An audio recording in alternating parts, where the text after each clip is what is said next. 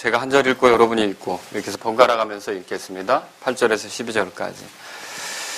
너희가 그분을 보지 못하였으나 사랑하는도다. 지금도 너희가 그분을 보지 못하나 믿으며 이루 말할 수 없고 영광이 가득한 기쁨으로 기뻐하나니.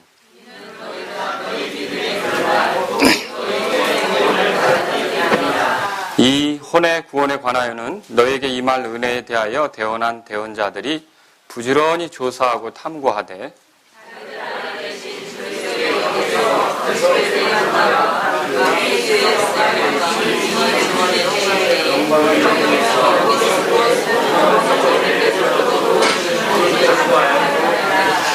그들이 자기들을 위해 그것들을 수행하지 아니하고 우리를 위해 수행하였음이 그들에게 계시되었으니 그것들은 곧 복음을 선포한 자들이 하늘에서 보내신 성령님과 더불어 이제 너에게 전한 것이요 천사들도 살펴보기를 갈망하는 것이니라. 아멘. 잠깐 기도하겠습니다. 살아계신 하나님 아버지, 하나님께서 허락하시지 않으면 우리는 아무것도 할 수 없는 그런 사람들입니다. 우리의 입으로 말하고 우리의 생각으로 계획할지라도 주의 뜻, 그것만 확고히 설 줄로 믿습니다. 오늘 이 밤에도 하나님 말씀을 전할 때 주의 긍휼과 은혜 속에서 하나님 말씀을 전할 수 있도록 인도해 주옵소서. 이렇게 부족한 사람이 주님의 일을 할 수 있고 말씀을 전할 수 있는 것은 전적으로 주님께서 도와주시기 때문이고 긍휼과 은혜로 다루시기 때문임을 고백합니다. 오늘 밤도 하나님께 영광이 되게 해주시고 사랑하는 이 귀한 성도님들에게는 말씀의 복이 임할 수 있도록 인도해 주옵소서. 주님께 맡기며 예수님의 이름으로 기도합니다. 아멘. 자, 우리가 지난주에 시험의 성격에 대해서 함께 살펴봤습니다. 기억나십니까? 네, 그때 우리가 한 3가지로 요약을 했었던 그런 이제 생각을 떠올려 보십시오. 시험은 어떤 성격을 가지고 있습니까? 필요가 있어서 주어진다 그랬죠?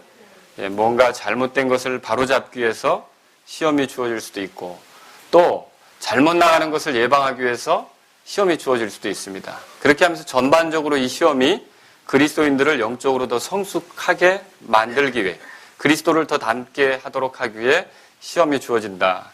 그렇게 말씀드렸죠. 그러니까 시험이 사실 당장엔 따갑게 보이고 어렵게 보이지만 그리스도인들에게 좋은 겁니까? 나쁜 겁니까? 네, 좋은 거죠. 그러므로 시험을 당할 때 여러분들이 가져야 될 자세는 무엇입니까? 기뻐하라. 그랬죠. 기뻐하라. 뭐 어려운 일 당했다고 해서 난처하게 생각할 것이 아니라 기뻐하라. 그것이 우리의 자세가 돼야 된다는 걸 말씀드렸습니다.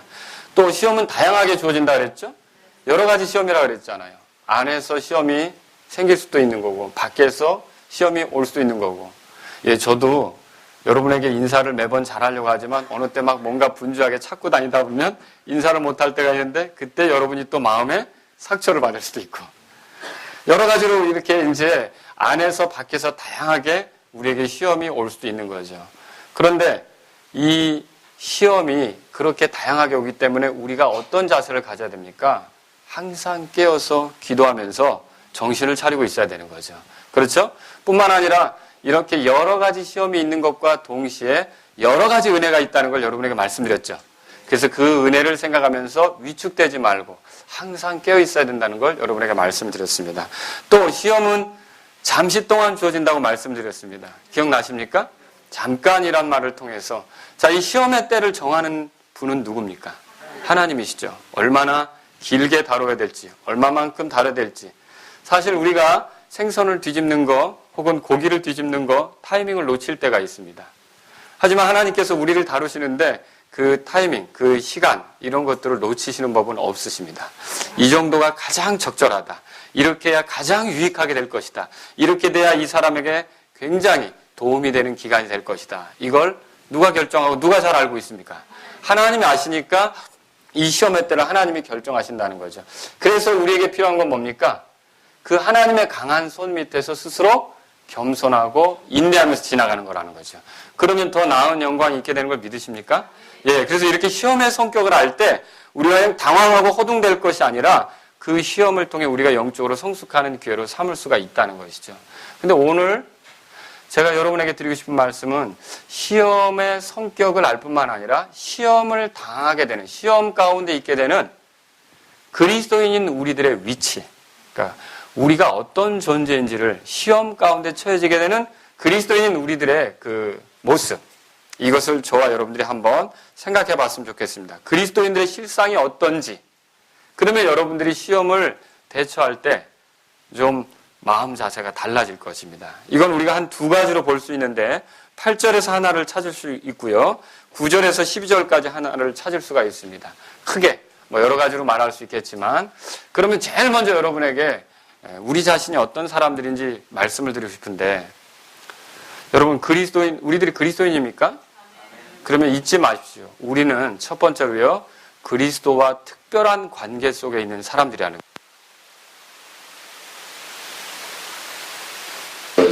자, 여기서 사랑하는도다라는 말이 나옵니다. 성경에. 여러분 찾으셨습니까? 죄송합니다. 마이크를 쓰겠습니다. 자, 여기 8절에 보니까 너희가 그분을 보지 못하였으나 사랑하는도다, 그렇게 돼 있죠? 예, 사랑한다.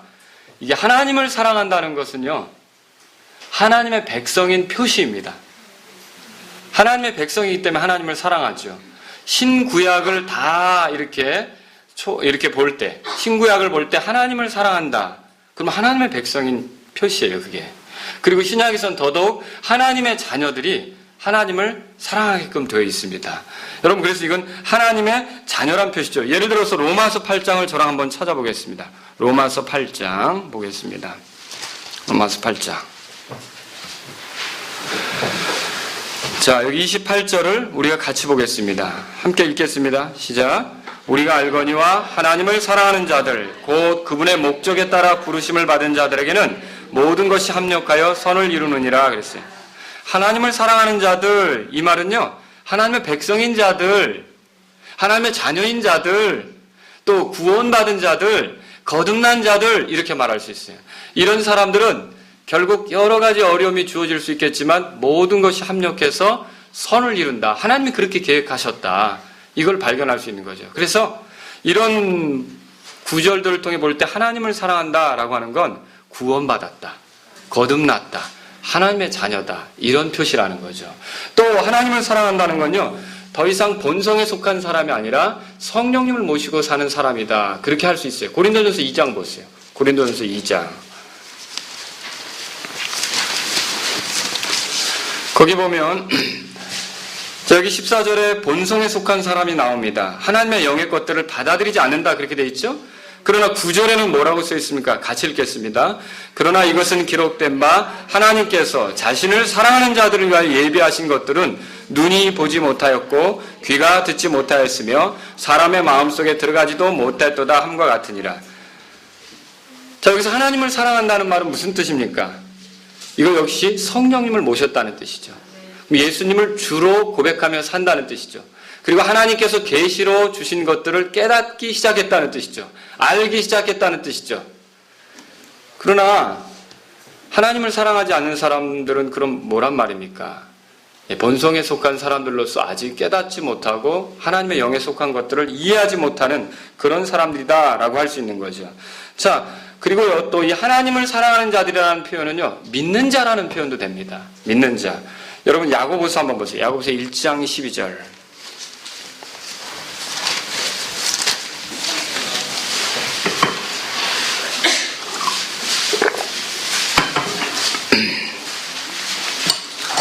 같이 읽겠습니다. 시험을 견디는 자는 복이 있나니 그가 단련을 받은 뒤에 주께서 자신을 사랑하는 자들에게 약속하신 생명의 관을 받으리라. 여기서 주께서 자신을 사랑하는 자들에게 생명의 관을 약속하셨다고 그랬는데 시험을 견디고 인내한 사람들에게 준다는 거죠. 그런데 어려움이 닥칠 때마다 그걸 인내하고 아무리 참고 간다 할지라도 구원받지 못한 사람, 예수 그리스도를 믿지 않은 사람은 생명의 관이 있어요, 없어요? 그래서 여기서 이 자기를 사랑하는 자들이라는 말은 그분을 믿는 자들을 가리키는 말이라는 거죠. 그래서 자기를 믿는 자들에게는 시험을 당할 때 그걸 참고 견디고 인내하면서 믿음을 보여드리면 주님께서 그들에게는 분명히 거기에 합당한 보상을 주신다. 또 여러분 보세요. 그 밑에 보면 야고보서 한번 보겠습니다. 2장입니다. 2장 같이 읽겠습니다. 5절. 내 사랑하는 형제들아 귀를 기울이라. 하나님께서 이 세상에 가난한 자들 택하사 믿음에 부요하게 하시고 또 자신을 사랑하는 자들에게 약속하신 왕국의 상속자들로 삼지 아니하셨느냐. 하나님께서 준비하신 왕국을 소유하게 되는 사람들, 거기에 들어가서 주님과 더불어 통치하는 사람들, 그 모든 것들을 주님과 함께 공동으로 상속하게 되는 사람들, 이 사람들은요, 믿는 사람들이에요. 맞습니까? 예수 그리스도를 믿는 사람들이죠. 그래서 여기서 사랑하는 자들이라는 표현은 이렇게 구원받은 사람들, 믿는 사람들을 표현하는 거라는 거죠. 다시 베드로전서 1장 8절을 보세요. 그러면 사랑한다는 표현은 그래서 믿는다는 것과 거의 같은 표현이에요. 8절에 너희가 그분을 보지 못하였으나 사랑하는도다. 지금도 너희가 그분을 보지 못하였으나 믿는다. 반복해서 그리스도인의 모습을 강조하는 거죠. 반복해서. 그렇죠? 반복해서 강조하는 거예요. 믿는 자들에게는 이렇게 말할 수 없는 영광이 가득한 기쁨이 있다라고 하는 것을 얘기하고 있다라고 하는 것입니다. 사랑한다는 표현은 믿는다는 것과 같아요. 특히 이 본문에서는 더욱 그래요. 믿음과 사랑이 함께 가는 걸 여러분 알고 계시죠? 사랑하면 신뢰하게끔 되어 있죠. 그런 맥락에서 볼 때 예수님께서 갈릴리 바닷가에서 베드로에게 나타나셨을 때 내가 나를 사랑하느냐라고 물으셨죠. 네가 그렇게 실족했고 네가 그렇게 실패했고 네가 그렇게 내 말을 지키지 못한, 그러니까 내가 말한 대로 된 그런 나를 사랑한다고 한 것을 지키지 못한 사람이고 내가 말한 대로 됐는데 그럼에도 불구하고 여전히 나를 신뢰하느냐. 이해하시겠습니까? 여전히 나를 믿느냐. 그런 말이다라고 하는 거죠. 그런데 지금 제가 그래서 우리는요, 예수님과 특별한 관계 속에 있습니다. 주님을 사랑하는 사람들입니다. 주님을 믿는 사람들입니다. 이렇게 말하는데 그러면 이게 도대체 어떤 유익을 주길래, 어떤 결과를 가져오길래 이런 말을 하는 것입니까? 예수님의 말씀을 살펴봐야겠죠. 한번 열어보세요. 보지 못하고 믿고 보지 못하고 사랑하는데 요한복음 20장을 펴보겠습니다. 요한복음 20장. 자, 이 요한복음 20장에 보면 예수님께서 부활하신 뒤에 제자들에게 나타나신 사건이 기록되어 있습니다. 그런데 그때 10명의 제자들은 있었지만 한 명이 없었습니다. 그 제자는 누굽니까? 도마입니다. 이 도마에게 예수님이 나타났다는 사실을 제자들이 얘기하자 도마는 믿었습니까? 믿지 못했어요. 그리고 뭘 원했습니까? 나는 봐야겠다. 그분이 못 박힌 손, 그분이 창으로 찔림받았던 옆구리, 내가 만져보지 않고는 나는 믿을 수 없다. 그렇게 말했던 거죠. 자, 예수님 이거 아실까요? 모를까요? 예수님 이 소리 들었을까요? 못 들었을까요? 예, 다 알고 계시죠. 그러니까 그대로 나타나셔가지고 뭐라 그러냐면 만져봐라, 넣어봐라 이렇게 얘기하지 않습니까? 근데 저는 성경 읽으면서 계속 놀라는 부분이 있어요. 예수님이 정말 사랑과 긍휼이 많으셔서 저는 감히 비교도 안 된다는 거, 이런 걸 느껴요. 예수님이 분명히 십자가 못 박히시기 전에 제자들에게 뭐라고 말씀하셨습니까? 나는 백성의 장로들, 서기관들, 제사장들에게 붙잡혀서 죽임당할 것이다. 그리고 셋째 날에 다시 일어날 것이다. 그분이 부활할 것에 대한 말씀을 하셨고 그걸 예수님을 십자가에 못 박는 사람들도 알고 있기 때문에 꽁꽁 돌무덤을 지키도록 명한 거 아닙니까? 근데 제자들은요, 도마는요, 그걸 믿고 있습니까? 그러면 우리 같으면 진짜 단단해도 대단히 단단하고 어찌 그러냐라고 하면서 와서 따질 수도 있고 질책할 수도 있고 무겁게 말씀하실 수도 있는데 주님은 그러지 않아요. 그냥 주님의 목적은 하나예요. 믿음을 갖길 바라시는 거예요. 거기에 야단치는 게 목적이 아니고 그게 그 사람을 굉장히 거기서 막 짓누르고 무시하고 너 형편없는 믿음의 사람이구나, 너 그 정도밖에 안 되는구나 이렇게 하는 게 그분의 목적이 아니라 믿음 없는 자가 되지 말고 믿는 자가 되라. 여러분, 주님이 항상 우리에게 바라시는 게 그거예요. 저는 이런 걸 깨달을 때마다 우리가 믿음 없는 행동을 할 때 주님이 우리에게 원하시는 것이 뭔지 우리가 코 빼고 어깨 늘어뜨리고 힘들어하면서 괴로워할 게 아니라 주님의 음성을 들어야 돼요. 주님 뭐라고 말씀하시냐면 믿음 없는 자가 되지 말고 믿는 자가 되라. 주님은 우리가 믿음 갖기를 원하신다는 거죠. 그리고서 자신을 보여주셨죠. 도마가 놀랬어요. 뭐라고 고백합니까? 나의 주시며 나의 하나님이십니다. 그때 29절에 예수님께서 하시는 말씀이 있습니다. 예수님께서 뭐라고 말합니까? 읽겠습니다. 예수님께서 그에게 이르시되 도마야 너는 나를 보았으므로 믿었으나 보지 않고도 믿은 자들은 복이 있도다 하시니라.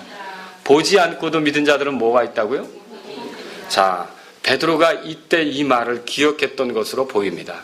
그래서 베드로전서 1장 8절을 돌아가 보십시오. 이 말을 했었던 것은 바로 이런 예수님의 메시지들을 기억하고 말씀을 기억하고 한 것으로 보여지는 거죠. 다시 한번 읽어보겠습니다. 8절 시작. 너희가 그분을 보지 못하였으나 사랑하는도다. 너희가 그분을 보지 못하였으나 믿으며 이루 말할 수 없고 영광이 가득한 기쁨으로 기뻐하나니. 여러분, 그럼 이 소리는 궁극적으로 어떤 말입니까? 그리스도인들이 나그네로 살고 나그네로 사는 게 얼마나 어려운 일인지 어젯밤 11시 반에 갑자기 크리스 형제님한테 연락이 왔어요. 이제 진통이 시작돼서. 근데 조산호는 안산에 있어요. 그래서 부랴부랴 이랑이랑 같이 우리 이제 아들, 큰아들하고 같이 두 분을 태우고 또 이런 공이 있어요. 아기 날 때 이렇게 이제 쓰는 공 뭐 이런 거 짐 이런 거 들고 갔죠. 그래서 안산 중앙역 내려가지고 그 이렇게 뒷골목으로 걸어가는데 거기에 이제 어떤 건물에 4층에 조산원이 있어요. 근데 짐은 저희들이 들었죠.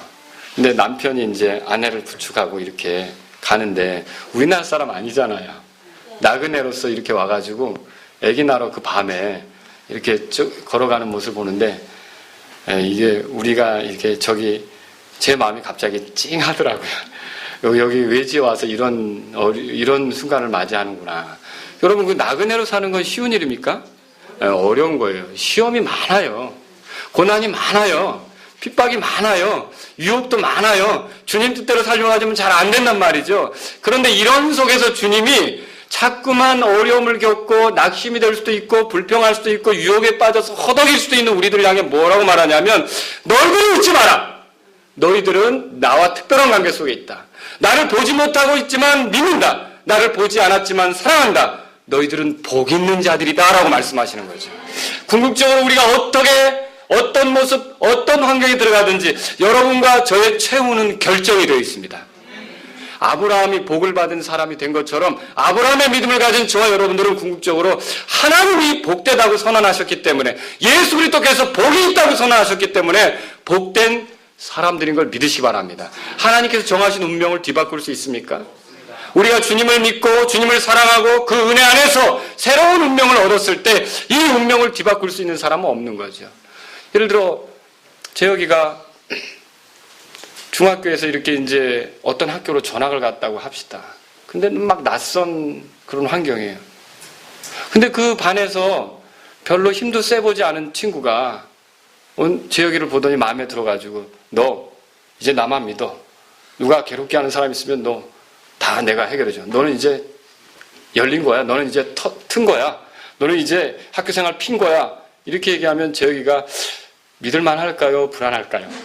불안하죠. 그러나 그 반에서 제일 힘있고 덩치 있고 이런 가만히 지내다 보니까 그런 친구들이 이렇게 좀 뭔가 이렇게 겁먹는 그런 친구가 있는데 와가지고 야, 너 나랑 잘 지내보자. 너 누가 괴롭히는 사람 있으면 얘기해. 너는 이제 학교 생활 핀 거야. 딱 그러면 어떻게 할까요, 지혜가? 그때는 좀. 예. 근데요,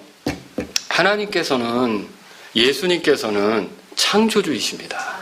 모든 만물을 다스리시는 주권자이십니다.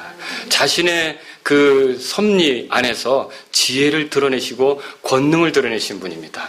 심판자이십니다. 통치자이십니다. 모든 것을 다스리시는 분이죠. 이분이 우리에게 뭐라고 선언하시는 거예요? 복이 있다. 여러분, 그러니까 우리가 어떤 시험을 당하든지 어떤 어려움 속에 있든지 사실 아브라함도 그 소리 듣고 나온 거예요. 갈대아우로 나올 때 내가 너에게 복을 줄 것이다. 너를 통해 땅의 모든 족속이 복을 받을 것이다. 너를 축복하는 자도 복이 될 것이다. 그러니까 복이 주어질 거라는 하나님의 선언을 듣고서 어떻게 한 거예요? 따라 나선 거 아닙니까? 저는 오늘 여러분들에게 말씀드립니다. 아브라함의 믿음을 가진 사람들은 아브라함과 함께 복을 받는다고 말했어요. 그러니까 우리가 이 세상에 어떤 모습으로 지나가든지 어떤 형편에 있든지 무슨 시험을 만나고 무슨 시련을 겪고 어떤 고난 가운데 있든지 주님은 우리를 향해서, 특별한 우리를 향해서, 그분과 특별한 관계 속에 있는 우리를 향해서 말씀하신다는 거죠. 복이 있다. 여러분 믿으시기 바랍니다. 왜? 우리의 마지막은 이미 하나님 안에서 결정이 돼 있어요. 어떻게 될지, 어떻게 나갈지, 이런 코스로 갈지, 저런 코스로 갈지, 이런 터널을 지날지, 이런 바다를 건널지, 이런 폭풍 속을 뚫고 갈지 모르지만 반드시 그분의 권능과 그분의 보호하심과 5절 6절에 나오잖아요. 그분의 인도하심을 따라서 우리는 어떻게 되는 겁니까? 결국 복된 운명이라는 게 명백하게 드러나게 된다는 걸 믿으시기 바랍니다. 그래서 우리는 이런 걸 생각할 때 주님을 찬양하지 않을 수가 없는 거죠. 어려움 속에서도 주님을 의지하고 더 주님 앞에서 시험과 또 시련과 유혹과 이런 것 앞에서 주님을 믿는 믿음, 주님을 사랑하는 믿음을 더 드러낼 수 있기를 주의 이름으로 바랍니다. 이것이 우리에게 있어져야 될 거라는 거예요. 두 번째로 여러분에게 드리고 싶은 말씀이 있습니다. 두 번째는, 제가 첫 번째는 뭐라고 했죠? 우리가 그리스도와 특별한 관계 속에 있다 그랬죠. 두 번째는 우리는요, 그리스도를 믿는 믿음의 결말을 이미 얻은 사람들입니다. 확보한 사람들이라는 거죠. 그 결말이 우리의 것이 된 거죠. 근데 그 결말이 뭡니까? 9절에 보니까 혼의 구원이다. 그렇게 말하고 있어요. 베드로가 이 혼의 구원이란 말을 일부러 쓴 까닭이 있습니다. 이거 여러분, 우리가 그리스도를 따를 때 지금 현 세상에서 육체의 구원에 대해서 지금 확보를 받았다든지 육체의 구원에 대해서 지금 현재 어려움이 생기면 그것을 우리가 피해간다든지 그런 보장을 받은 것입니까? 그건 아니죠. 예를 들어 예수님 믿는 사람은 병에 안 걸린다. 그 질병으로부터 건져진 거다. 예수님 믿는 사람은 경제적 위기에 빠지지 않는다. 경제적 위기는 탈출한 거다. 예수님을 믿는 사람은 핍박이 없다. 핍박을 피해가게 된 거다. 이런 겁니까? 그래서 여기 혼의 구원이란 말을 쓰고 있다는 것이죠. 이건 육체적인 문제가 아니라 혼의 구원이다라고 하는 것이죠. 혼의 구원을 받은 사람은 어떤 사람입니까? 죄로 인해 그 혼이 심판받기 위해 지옥으로 가지 않는다는 거죠. 어찌하여 그렇습니까? 그 사람의 죄를 누가 담당하셨어요? 예수 그리스도께서 담당하셨죠.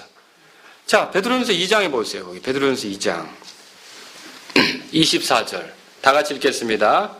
친히 나무에 달려 자신의 몸으로 우리의 죄들을 씌었으니 이것은 죄들에 대하여 죽은 우리가 살아서 의에 이르게 하려 하심이라. 그분께서 채찍에 맞음으로 너희가 고침을 받았나니. 그런데 영적으로 병들어 있는 우리, 하나님을 알 수도 없는 우리, 소경이죠. 만질 수도 없죠. 왜? 마비병 걸린 사람 같죠, 영적으로. 그런 우리가 고침을 받았어요. 구원받은 거죠. 그런데 이렇게 되는 과정에 예수님께서 우리의 죄를 가져가시고 십자가에서 고난받으신 게 있다는 거죠. 죄의 형벌을 대신 받으신 거죠. 그리고 우리가 그분을 믿을 때 그분은 우리를 의롭게 하시고 우리가 하나님 앞에 떳떳이 설 수 있도록 만들어주신 거 아닙니까? 그래서 여기 혼의 구원이라고 하는 건 결코 죄 때문에 심판받는 장소로 들어가지 않게 된 거죠. 하나님의 자녀로 이 세상을 보내게 된 거죠. 이 다음에 죽어서는 어디로 가게 될까요? 주님이 준비하신 낙원으로 가게 되는 것이 혼의 구원을 받은 사람이다 라고 할 수 있는 것입니다. 자, 나중에는 또 어떻게 될까요? 우리가 낙원에서 있다가 주님께서 공중에 오시면 어떻게 돼요? 우리가 그때는 이제 썩지 않는 몸, 죽지 않는 몸, 죄를 알지 못하는 몸, 거룩한 몸으로 여러분 일어날 것을 믿으십니까? 그래서 우리는 이 믿음으로 하늘에 들어가게 된 거죠. 근데 또 스펄전은 이런 말을 했어요. 우리가 믿음으로 하늘에 들어가게 되었지만, 여러분, 우리가 믿음으로 하늘에 들어가게 되는데 누가 우리를 하늘로 이끄시는 분이십니까? 예수님이시죠? 그래서 예수 그리스도를 믿는 믿음, 그러니까 우리의 믿음의 주이신 예수 그리스도를 통해 우리가 하늘로 올라가게 됐는데, 시험, 고난, 어려움이 우리의 믿음을 연단하는 거 아닙니까? 이때 우리가 믿음을 입증해서 우리가 큰 믿음을 보여드리면, 잘 보세요. 작은 믿음으로는 우리가 하늘에 들어가게 되지만 큰 믿음으로는 하늘의 영광이 우리에게 임한다, 그렇게 표현했어요. 무슨 말입니까? 이 땅에서 괴로움이 많고 어려움이 많지만 하늘을 사는 것처럼, 정말 초막이나 궁궐이나 하늘을 사는 것처럼 정말 하늘의 영광 가운데서 살아가며 하늘의 기쁨이 무엇인지를 맛보고 이렇게 살아갈 수 있는데, 그것은 믿음을 보여드릴 때, 자꾸 믿음으로 반응할 때 그것이 가능하다는 것을 얘기한다라고 하는 것이죠. 혼의 구원을 받은 사람들은 결국 주 예수 그리스도께서 나타나실 때 부활의 몸을 입게 될 것입니다. 그래서 이사야는 뭐라 그랬냐면 이사야 26장 19절에 구약의 성도예요. 근데도 이렇게 얘기했죠. 주의 죽은 자들이 살겠고 그들이 나의 죽은 몸과 함께 일어나리라. 이사야도 죽죠. 근데 주님 안에서 죽은 자들, 성도들이죠. 그게 주의 죽은 자들이에요. 주의 죽은 자들이 살겠고 그랬어요. 그리고 뭐라 그랬냐면 나의 죽은 몸과 함께 일어나리라. 그럼 이사야가 뭘 믿었다는 거예요? 부활을 믿었다는 거죠. 여러분, 그래서 이 말은요, 이 부활을 직접적으로 표현하지는 않고 있지만 혼의 구원을 받았다. 이 말은 우리에게 부활도 약속하고 있다는 거죠. 그러니까 이 땅에서 어떻게 살든지 저와 여러분들이 더 완전히 거룩하게, 완전히 죄 없이 주 예수 그리스도처럼 살 수 있는 그런 형편에 처해지게 되도록 이미 그건 우리 것이 된 거라는 거죠. 그래서 주님을 찬양하실 수 있기를 바랍니다. 사실 이 구원을 생각하면 우리는 더 기쁨으로 살 수 있어요. 이 성경 말씀 보세요. 베드로전서 1장 10절에서 이 혼의 구원에 관하여는 이렇게 돼 있죠. 찾으셨습니까? 그러면 이 10절, 11절, 12절은 9절이 말하고 있는 이 구원이 있죠. 이게 얼마나 대단한 것인지를 더 보충으로 설명하는 표현들이 다 할 수 있어요. 그래서 저와 여러분들이 시험 안에 있을 때, 시험 가운데 있을 때 우리가 알아야 될 게 뭐냐면 우리에게는 이미 확보된 혼의 구원이 있다. 이미 얻은 혼의 구원이 있다라는 그 사실을 알고 뚫고 나가야 된다는 거죠. 여기 보면 대언자들이 소개되고 있습니다. 이 대언자들은 우리가 그 구약 시대 활동했었던 대언자들로 이렇게 말할 수가 있겠죠. 그런데 이 대언자들이 부지런히 탐구하고 여기 보니까 조사했다 그렇게 말하고 있어요. 그럼 뭘 조사했느냐?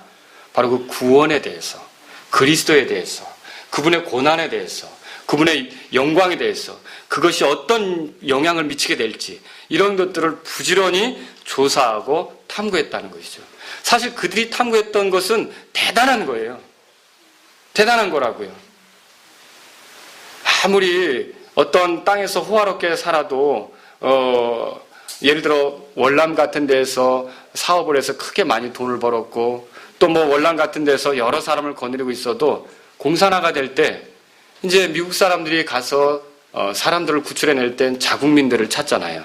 그럴 때 필요한 건 뭐예요? 예, 미국 시민이라는 걸 확인할 수 있는 그런 거 아닙니까? 그렇죠? 그런 것처럼 사실은 우리가 이 땅에서 어떻게 살았든지 이 다음에 구원받은 명백한 사실, 이게 가장 중요한 거라는 거죠. 이걸 사실은 구약의 성도들이 계속 대언자들이 탐구하고 연구했던 거예요. 값없이 은혜로 주어주는 구속, 하나님의 자녀된 지위를 누리는 것, 죄 용서로 인해 하나님과 가깝게 되는 것, 하나님의 변함없는 사랑과 큰 긍휼을 누리는 것, 놀라운 거 아닙니까? 그래서 구약의 대언자들이 이걸 부지런히 살폈다라고 하는 것이죠. 저는 여러분들이 생각해 볼 게 이거라고 말씀드리고 싶어요. 구약의 대언자들의 삶이 쉬웠어요? 어려웠어요? 그 예수님의 비유 속에도 등장하죠. 돌 맞았다 뭐 이런 거. 심지어 어떤 경우는 죽임도 당했다. 그런데 그 사람들이 그런 환경에서 이길 수 있었던 건 뭐냐면 하나님께서 계시로 주신 것, 인간의 구원을 위해 메시아를 보내시기로 했고 그 메시아를 통해서 어떻게 우리 구원이 이루어질 것에 대한 거 있죠.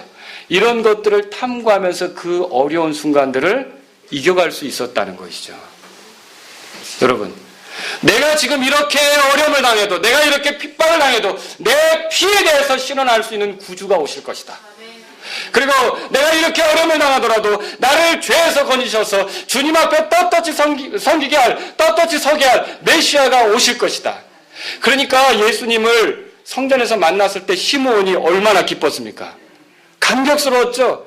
모든 구약의 대언자들이 그렇게 메시아가 오시는 것에 대한 갈망을 가지고 기다렸다라고 하는 거죠. 탐구하면서 조사하면서. 그런데 그들이 부지런히 찾던 거 있죠. 이게 뭔가, 이게 어떻게 된 건가 이렇게 찾는 거 있잖아요.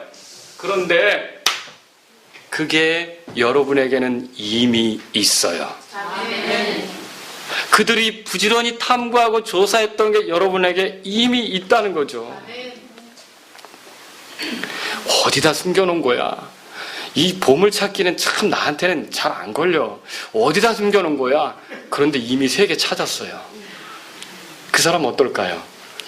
네, 기분 좋죠. 즐겁죠. 소풍이 즐거운 거죠. 여러분, 이 구약의 대언자들은 부지런히 탐구하고 조사하던 걸 여러분과 저는 이미 가지고 있어요. 믿으십니까? 예. 아마 구약의 그 대언자 중에 어떤 사람하고 우리 주일학교에서 학생하고 얘기를 하면 예수님에 대해서 더 많이 알 거예요. 그들은 예수님이라는 이름도 몰랐어요. 그렇지 않습니까? 그렇죠? 몇 년 동안 살지도 모르는 거고. 그렇죠? 많은 사람들이 몰랐다는 거죠. 구약에 대한. 그러나 우리는 어때요? 지금 이미 다 알고 있잖아요. 그분이 어떤 일을 하셨는지. 그러니 저와 여러분들이 이 구원을 이미 얻었다는 건 그들이 그렇게 알고 싶었던 것을 그렇게 정말 조사하던 걸 여러분과 저는 이미 가지고 있는 거예요. 여러분 기뻐하시기 바랍니다.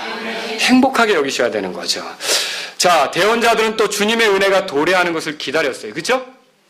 그래서 여기 그 11절에 자기들 안에 계신 그리스도의 영께서 그리스도의 고난과 그 뒤에 있을 영광을 미리 증언해 줄 때에 그 영께서 무엇을 혹은 어느 때를 표적으로 보여주셨는지 탐구하였느니라 하면서 어느 때 이런 게 일어날까 하고 어땠을까요? 계속 기다렸겠죠.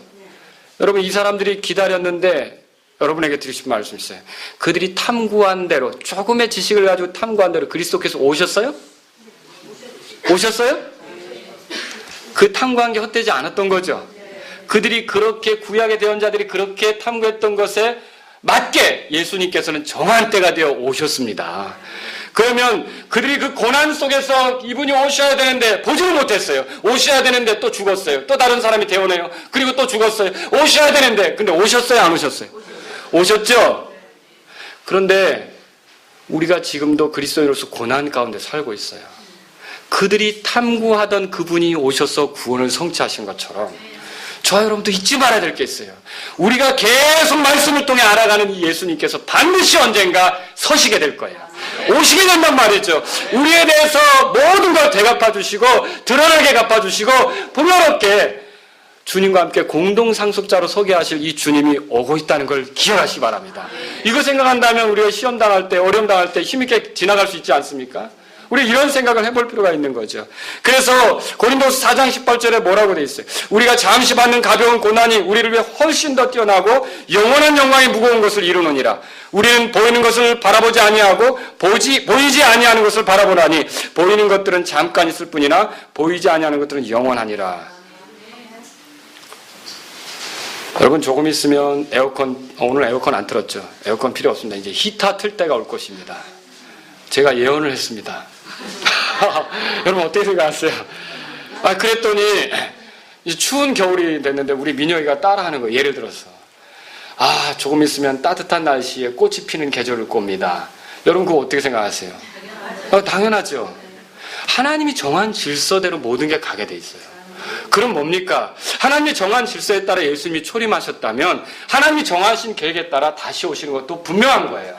그러면 우리가 이 땅에서 어떤 고난을 당하든지 여러분 주님을 의지해서 힘을 낼 수 있지 않습니까? 이걸 지금 생각하라는 거죠.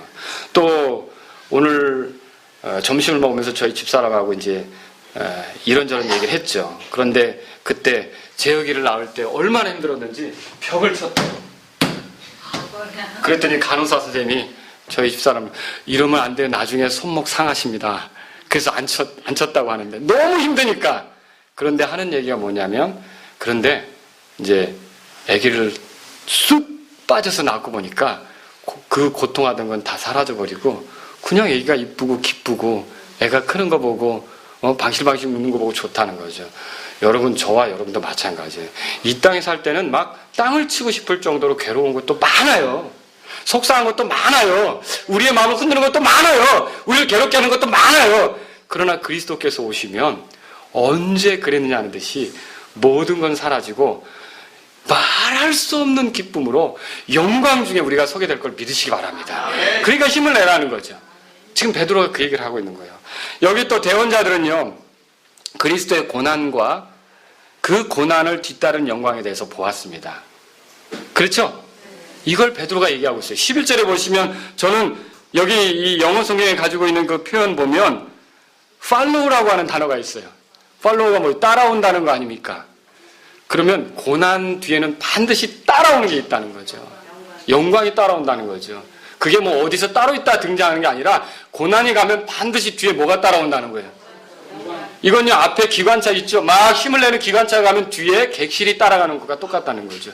터널에서 기관차 그 앞에 에너지 힘을 쏟는 그런 그 부분이 있잖아요. 그게 나오면 뒤에 뭐가 따라 나올 것도 우리가 압니까? 객차도 또 따라 나올 거 알잖아요. 고난이 있으면 그 뒤에 뭐가 있다고요? 영광이 있다는 걸 누가 본보기로 보여주셨냐면 예수님이 보여주셨다는 거예요.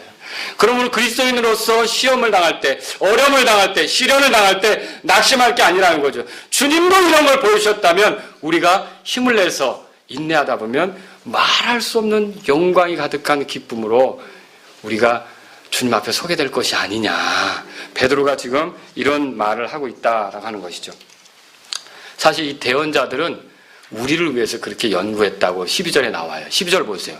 그들이 자기를 위해 그것들을 수행하지 아니하고 우리를 위해 수행하였음이 그들에게 계시되었으니, 그들은 몰랐지만 결국 이게 유대인이나 이방인이나 교회로 모인 우리들에게 이게 선명하게 드러나는 거 아닙니까? 그렇죠? 이제 우리는 구약의 대언자들이 왜 그런 말을 기록했는지 이젠 알지 않습니까? 복음에 비단해서 그걸 깨닫지 않습니까? 그렇죠? 이들이 우리를 위해 기록했다는 것이죠. 그리고 여기 보면요, 구약의 대언자들도 나오지만 복음 선포자도 나오고 성령님도 나와요. 그리고 여기 보면 천사들도 나와요. 좀 이게 무슨 말입니까? 자, 구약의 대언자들은 그거 어디 있나? 라고 돋보기 들고 찾아다니는 것처럼 찾아다녔던 거예요. 너무 중요한 건데 이게 꼭 이걸 확인해야 되는데, 꼭 이걸 알아야 되는데 이게 어디 있나? 근데 그들이 돋보기 들고 찾아다녔던 것을 저 여러분들은 이미 이 속에 뭐예요? 가지고 있어요.